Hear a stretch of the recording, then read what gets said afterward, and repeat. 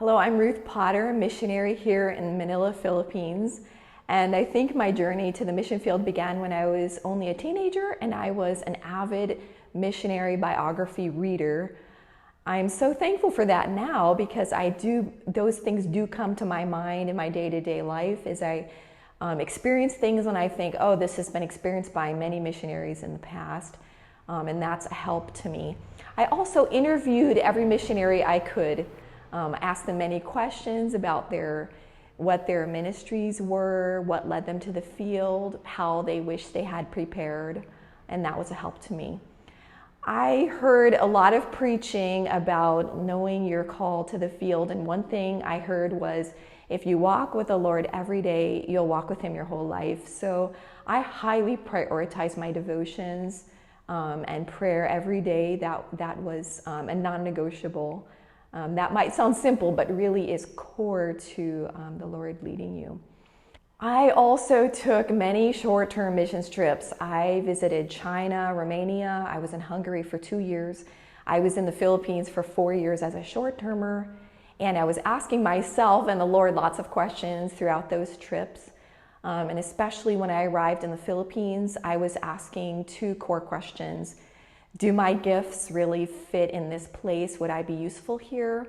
And how do I feel about the leadership and their direction that I'll be under?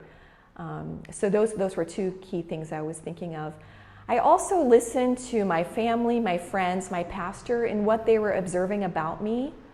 And I remember going to a missions program at my church where there was an invitation afterwards. Anyone called to mission should go forward. And I was shy and I didn't go.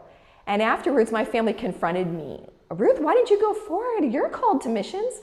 I remember that just being really encouraging, that they could see it too. It wasn't just something I was dreaming up. I also asked for counsel from my pastor and from my parents.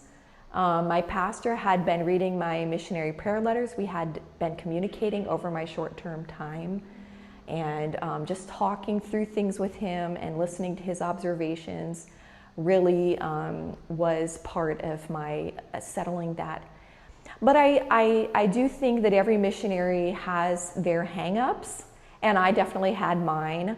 I think a big one for me was just the fear of going to the field single.